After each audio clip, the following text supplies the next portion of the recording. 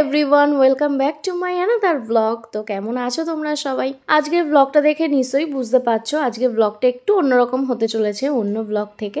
একদমই তাই, আজকে এসেছি মাম্মামের যে ডান্স ক্লাসের প্রোগ্রাম আছে তারই রিহার্সালে। এই কদিন ধরে তো টানা রিহার্সাল চলেছে সকালে বিকেলে, কিন্তু আজকে হচ্ছে ফাইনাল রিহার্সাল, সেটা হলো বসিরহাটে, কারণ প্রোগ্রামটা এখানেই হবে।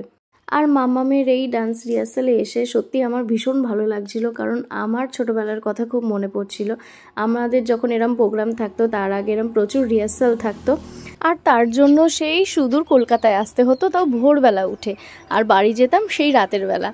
আর এখানে যে গানের নাচটা হচ্ছিল সেই সব গানের নাচই তো আমরা ছোটবেলায় করেছি। যারা নাচ করে, নৃত্যশিল্পী আর কি, তাদের কাছে এটা খুব কঠিন ব্যাপার, জানো তো। সামনে কেউ নাচ করছে এটা দেখেও নিজে চুপ করে বসে থাকতে হয়।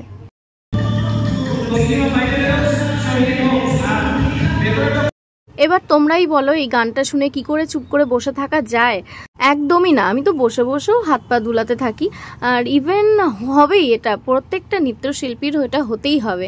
তো এখানে একটুখানি গল্পও হচ্ছিল, আর সবাই একসাথে আমরা এসেছিলাম, আর বসেওছি সবাই একসাথে, মানে এক একটা গ্রুপের গার্জেনরা সব একসাথে।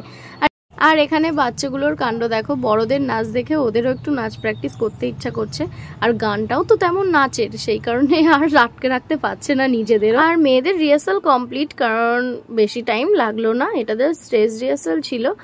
আর এবার বাড়ি যাওয়ার পালা।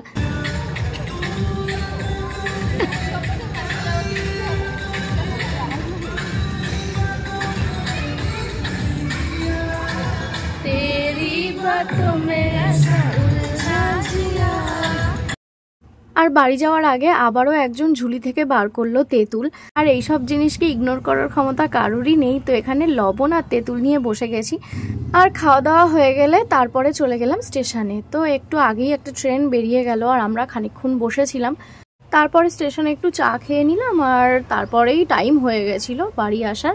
তো চলো এবার বাড়ি যাওয়ার পালা। সো হ্যালো, আমরা রেডি হয়ে গেছি, এখানে আমি আর মাম্মাম রেডি। আর কি কালকে তো রিহার্সাল হলো, আজকে হচ্ছে প্রোগ্রাম। তো আগের ট্রেনে যাওয়ার কথা, কিন্তু আগের ট্রেনে যেতে পারিনি, আর এই ট্রেনে যাব। তো চলো যাই, আগে গিয়ে তারপরে তো সব কিছু শেয়ার করবো। টাটা।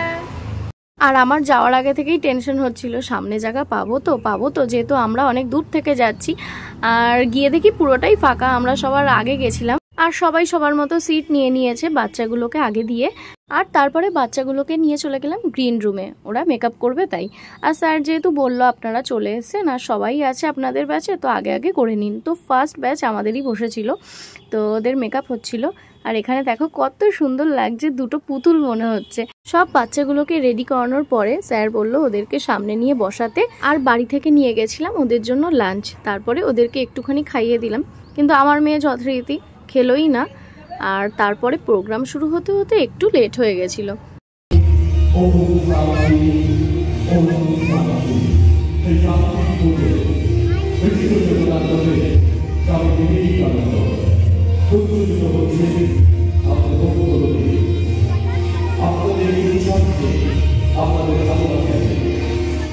প্রত্যেকটা ব্যাচ থেকে ছিল দুজন করে ভলেন্টিয়ার, আর তার মধ্যে ছিলাম আমি আর একটা দিদি। এই প্রথমবার ভলেন্টিয়ার হয়ে বুঝলাম, বাপরে বাপ, প্রচুর জ্বালা ভলেন্টিয়ারদের, জানো তো। না কোনো প্রোগ্রাম তুমি ভালোভাবে দেখতে পারবে, শুধু ওই গ্রিন রুমেই বসে থাকো আর বাচ্চারা কি করছে তার খেয়াল রাখো। আর একটু যেই সুযোগ পেয়েছি একটু নাচটা দেখতে এলাম, ফার্স্ট ডান্স বলে কথা, তো এইটুকুই দেখার সুযোগ হয়েছে আমার কপালে।